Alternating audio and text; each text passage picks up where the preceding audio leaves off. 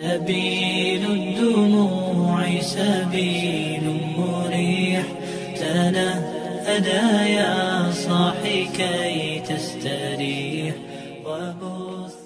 Kalau Anda orang soleh, kemudian anak Anda pamit mau sekolah di Jerman, pilihan Anda mengizinkan apa enggak? Karena potensi jadi fasik ya tinggi, karena di tempat-tempat maksiat. Potensi berdakwah dari daerah yang untuk daerah yang tidak ada dai-nya menjadi ada. Itu mesti ulama itu berdebat. Misalnya punya anak pamit mau kembali atau keluarga. Yang satu cara berpikir optimis. Awal ada dai di beberapa negara Eropa itu ya barokahnya imigran, pekerja, mahasiswa. Dan semua itu bumi Allah, harus ada tasbih, harus ada tahmid. Dan itu harus dimulai dari kemauan atau mengizinkan anak asuh kita ke sana. Tapi di sisi yang lain potensi jadi fasik itu tinggi sekali. Wamana iman pas-pasan. Nah hal-hal seperti ini itu pasti jadi perdebatan. Dan kita harus menjawab. Dan tadi kayaknya di semua Basul Masail Pondok Salafiyah jawabnya pede semua, nggak ada ragu, nggak ada khilaf. Baguslah kalau pede. Meskipun nanti mungkin ada ulama lain yang cara berpikir apa? Berbeda. Sehingga ini saya cerita ya. Sehingga di kitab-kitab fikih, misalnya saya kok hidup di Bali sudah punya komunitas ngaji. Itu kok saya pindah ke Sukorejo sini. Banyak ulama yang mengatakan haram. Karena membiarkan bumi Allah yang sudah pernah ada orang yang sujud kemudian ditinggalkan kosong dan kemudian dikuasai orang yang tidak sujud. Jadi dianggap itu pembiaran. Jadi banyak di kitab Qalyubi, sarahnya Mahalli, jika ada seorang muslim yang hidup di negara orang kafir, dia nyaman, tidak dapat teror, itu nggak boleh lagi pindah ke negara Islam yang sehat. Karena takutnya li'alla yastau li'al kafir tilkal buk'ah, supaya bumi itu tidak dikuasai orang kafir. Jadi ini hal-hal yang para fuqaha itu harus berdebat. Karena ini masalah-masalah furu'iyah. Sehingga mulai dulu ya banyak ulama yang nyun sewu berpolitik, mulai Wali Songo sampai sekarang alhamdulillah yang minat banyak. Mungkin bedanya ikhlas sama tidaknya. Tapi kalau saya pernah dikeluhin utusan dari ya komunitas Islam Indonesia itu dulu itu ceritanya banyak yang dari Kamboja. Kalau dulu orang cerita itu orang Cempa. Itu setelah di Indonesia besar Wali Songo dan Brawijaya 5 itu sudah mulai oleng, itu singkat cerita mereka berpikir ingin bikin kerajaan apa? Islam di Demak Mintoro dengan raja pertama yaitu Raden Fatah, karena Raden Fatah ini putra Brawijaya. Padahal setelah jadi kerajaan ini era cucu sudah konflik, berebut kekuasaan. Akhirnya sampai jadi Jipang, jadi Jogja, jadi Solo dan seterusnya. Tapi kata Mbah Mun itu tetap barokah kata. Karena orang Islam terus terbiasa mimpin. Sekeliru-keliru sidik, pokoknya orang Islam biasa mimpin. Sehingga zaman Mbah Hashim ya sudah mimpin Masumi, zaman Ki As'ad pengaruhnya besar, sampai sekarang Kiai pengaruhnya besar. Nah barokahnya Kiai pengaruh besar ini sampai moral jadi ukuran. Misalnya sekarang ada calon bupati kok nggak sholat, itu pasti kalah. Jadi sholat itu jadi tolok ukur untuk calon apa? Bupati. Meskipun mungkin punya efek pura-pura sholat, tapi nggak apa-apa lah. Sementing moral ini jadi ukuran. Sementara yang di Thailand, di Patani, itu karena dulu pelajarannya tasawuf, itu orang nggak ambisi mimpin dunia. Tahu-tahu dipimpin. Dan akhirnya nyuwun sewu ya saage Islam-Islam yang dulu terlalu tasawuf karena nggak punya pengalaman memimpin. Akhirnya lazimnya konsekuensinya hanya dipimpin. Tapi Islam Indonesia beda. Karena kulino mimpin itu akhirnya dari orang Islam biasa menjadi Islam yang sholat sampai Islam yang bisa ngaji itu bisa mimpin negara. Tentu yang paling populer dimulai Gus Dur. Jadi ini sesuatu yang barokahnya istihad para kiai. Sementing Islam kulino mimpin. Sehingga di Indonesia itu barokahnya itu kebaikan itu jadi tolok ukur. Ada orang kok terkenal koruptor atau terkenal nyuwun sewu selingkuh atau terkenal apa, itu pasti tidak jadi. Karena moral itu menjadi tolok ukur. Dan itu adalah politik para kiai. Jadi ini saya cerita, dan itu negara juga akhirnya untung karena seleksi agama sama negara itu sama-sama kiai ya bilang negara harus dipimpin orang soleh, negara juga bilang seperti itu. Nah, ketokohan-ketokohan para beliau-beliau ini yang maulah bekerja sama dengan umarok. Kita tahu dulu Pak Harto ya rawuh ke sini ketika Muktamar 84, rawuh ke Ki As'ad, ketika mau kembali ke Khittah juga dirembuk oleh ulama dan umarok. Dan akhirnya ini menjadi negara yang alhamdulillah semoga selalu menuju baldatun thayyibatu wa rabbun ghafur. Nah, kemudian di sini saya tabarruk dengan Sayyid Muhammad, gurunya Kiai Haji Azaim. Saya mau cerita tentang amaliyah tadi. Saya sebetulnya nggak niat bacakan bab itu, gara-gara ada khataman jumlahnya banyak saya jadi pusing. Ini panitianya tanya, khatam betul apa enggak? Iya Gus, khatam betul. Tapi kayaknya saya tidak yakin itu.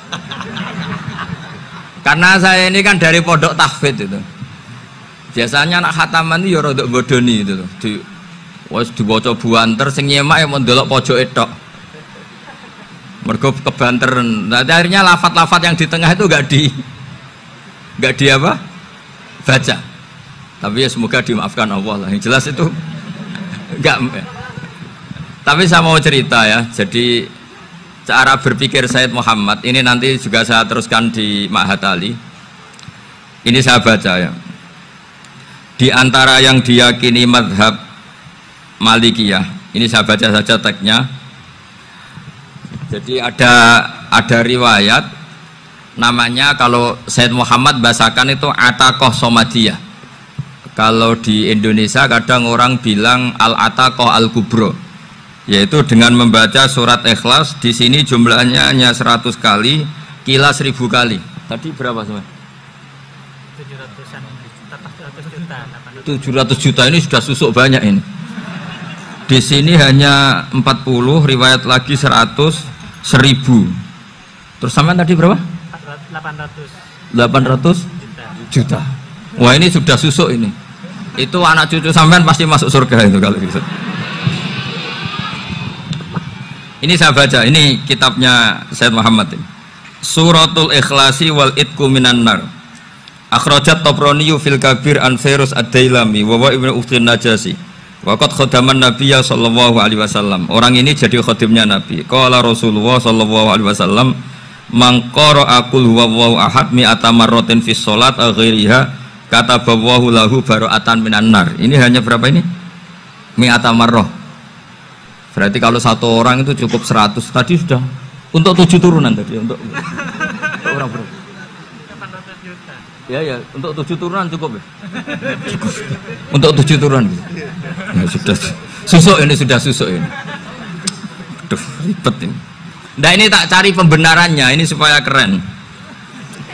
Ini di halaman 188 Abwabul Farad. Warwa Ibrahim bin Muhammad Al-Khiyari fi fawaitihi an Hudzaifah marfu'an. Man qara'a qul huwallahu ahad alfa marratin faqad ishtara nafsahu minallah. Berarti 100, ada riwayat lagi 1000. Nanti tak carikan lagi yang berapa? 1 miliar mungkin. Jangan banyak-banyak. Nah, ini saya baca ya. Wa hadzal adatu huwa al-ma'rufu bi ataqatis somadiyah. Wa qad nassa jama'atun mutaakhiril malikiyah ala istihbabi ataqatis somadiyah. Wa haddu ala qiraatiha wa istimaliha. Minhum Asy-Syaikh Abdus Salam Al-Asmar sak teruse ini. Jadi kullu haula'i istahabbu ataqatas somadiyah ma'atirafi ba'dihim kal misnawi bisyidati fi hadisiha. I'timadan ala anna hadza minal fadha'il allati yutasahalu fiha. Faman sa'a yasta'milaha roja'a khusula ma fiha fala ba'sa bidzalik ala syarti alla ya'taqida thubuta dzalika anin nabi sallallahu alaihi wasallam hatta la yaqa fil kitsbi alaihi. Jadi intinya itu silahkan Anda bikin jumlah sesuai versi Anda, yang penting Anda jangan kampanye kalau itu perintah Kanjeng Nabi Muhammad sallallahu alaihi wasallam. Karena kalau kamu atas namakan Nabi kemudian jumlahnya sampai 800 berapa? 800 juta, berarti Nabi mengajarkan masyakoh pada umatnya. Jadi cukup yang riwayat itu di sini hanya 100 sama 1000. Jadi kalau jumlah tadi untuk 7 apa? Turunan. Jadi kamu harus ditutup dengan doa, ya Allah, semua itu bukan untuk saya tapi untuk 7 turunan. Tolong catat ya Allah, karena itu. Jadi artinya gini loh ya, orang Indonesia yang sering mempraktekkan Ataqosomadiyah itu bukan tanpa dalil. Ternyata dalam madzhab Maliki, saya masih ingat ketika mbah saya kandung, bapaknya bapak, asmane Mbah Nur Syam, itu wasiatnya minta dibacakan 4.000. Yang baca pas itu ya bapak sama anak-anaknya. Dan kemudian alhamdulillah zaman akhir itu mulai agak ngawur. Kalau ada acara itu wong liya kon maca, anake mlebu metu gak melok maca. Itu keliru, saya jamin itu keliru. Saya sering kalau mimpin di rumah, kalau yasinan di tonggo-tonggo kok anaknya gak maca, saya keluar. Bapakmu wong liya kon maca, kata saya gitu. Jadi itu menurut saya itu yang jelas. Saya sampai ngisi begini, yang ada riwayatnya itu idza mata ibnu adam in qata amaluhu illa min salasin shadaqatin jariyah au ilmin yuntafa'u bi awaladin sholihin yatullah. Itu tidak ada di hadis au kiyayin sholihin yatullah, kata. Yang ada itu awaladin apa? Sholihin. Jadi anaknya harus ikut, kalau tidak ada usaha, kata. Akhirnya anaknya dawuh nggih Gus nggih. Akhirnya tak kei jagung paling akeh, kula mendet sithik. Wong aku ora anake kok. Kadang-kadang enggak, orang lain baca buahnya, anaknya mau melebu metu mau enggak no tamu mbek rokokan.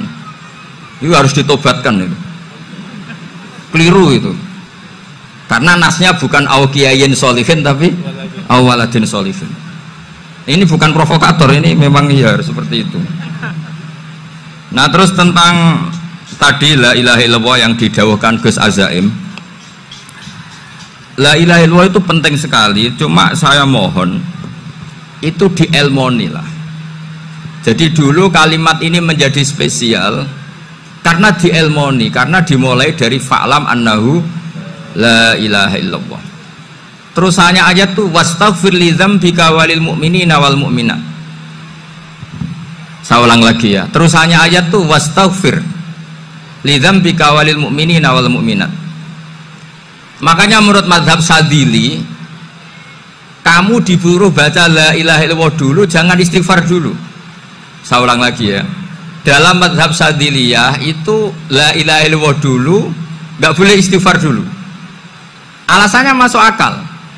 Orang yang kafir 70 tahun itu sekali baca la ilaha illallah itu langsung yughfar lahum ma qad salaf. Sehingga la ilaha illallah sendiri sudah punya kekuatan supaya dosa kita diampuni.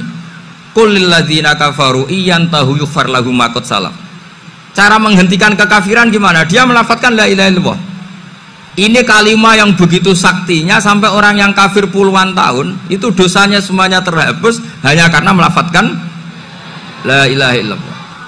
Nah, makanya kata Abdul Hasan As-Sadili wastaghfir li dzambika ay bihadil kalimah. Seseorang sah diistighfar itu kalau melafadzkan la ilaha illallah. Misalnya ada orang kafir mati kafir, sah nggak anak cucunya mengistighfari dia? Tidak sah karena belum melafadzkan la ilaha illallah. Makanya kata Abdul Hasan As-Sadili wastaghfir li dzambika ay bihadil kalimah. Sehingga lafadz ini spesial betul. Tapi kadang-kadang beberapa mursyid cara berpikir lain. Ini kalimah thayyibah harus dibaca orang suci, sehingga mendahulukan apa? Istighfar.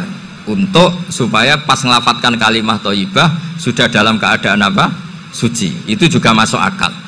Tapi secara meyakinkan saya sendiri lebih mengikuti manhajnya Abil Hasan As-Sadili karena alasannya tadi, yang kafir puluhan tahun saja langsung luntur dosanya karena melafatkan la ilaha illallah. Artinya la ilaha illallah sendiri sudah bagian dari istighfar. Nah, ya tadi buktinya fa'lam annahu la ilaha illallah terus wastaghfir li dzambika walil mu'minina. Jadi orang sah diistighfari itu setelah dipastikan sah tauhidnya. Jadi setelah tauhidnya sah yaitu la ilaha illallah baru sah apa? Diistighfari. Sehingga orang kafir, saya ulang lagi, orang kafir yang mati kafir anak cucunya tidak boleh apa? Tidak boleh menistighfari. Terus saran saya kedua, la ilaha illallah itu filosofinya itu nafyun li uluhiyati ghairillah wa isbatun li uluhiyatillah wahdah. Filosofi la ilaha illallah itu gimana? Menafikan semua selain Allah itu tidak Tuhan dan hanya menuhankan Allah semata. Nah itu caranya gimana? Caranya kita harus terbiasa ini, karena tadi saya dibilangin panitia ini rata-rata mustameknya atau mustamiatnya ini santri. Caranya gimana? Dilatih pakai logika. Saya berkali-kali cerita kalau ngaji, saya sekaligus kampanye. Allah itu Tuhan yang begitu fair. Untuk menjadi Tuhan, Allah mempersilahkan, ada kualifikasi Tuhan. Jadi boleh dikompetisikan, itu boleh kata Allah. Gak apa-apa kamu ngaku Tuhan gitu, kata Allah. Tapi nak ngaku pangeran itu paling gak ya direputasi lah, ada verifikasinya. Dimulai dari apa? Ya kalau jadi Tuhan itu setidaknya bikin langit bumi lah, aturannya gitu. Jadi kalau daftar bupati ya daftarlah ke KPU. Masa tahu-tahu jadi apa? Tuhan kemudian tidak punya prestasi bikin langit bumi. Sehingga Allah itu cara ngedikan itu ya fair. Qul ara'aitum ma tad'una min dunillah aruni madza khalaqu minal ardi am lahum syirkun fis samawat. Coba yang kamu tuhankan selain saya, prestasinya apa? Ketika saya bikin bumi itu apa ikut bikin? Terus am lahum syirkun fis samawat. Kalau bikin langit, kalau nggak bisa ya urun lah gitu. Urun semen apa urun bego, pokoknya urun lah gitu. Urun ora, gawe bumi ora, ngerti-ngerti ngaku dadi pangeran. Kul hatu burhanakum. Jadi ya kan ya lucu kan, misalnya syarat kiai di Salafiyah kan keluarga Kiai As'ad, cucunya ngaji ngalim. Orang keluarga Kiai As'ad tuh aku kiai utama di Salafiyah. Oh mesti di penjara ya. Lah yo gak gawe langit bumi, gak ada prestasi terus ngaku sebagai apa? Tuhan.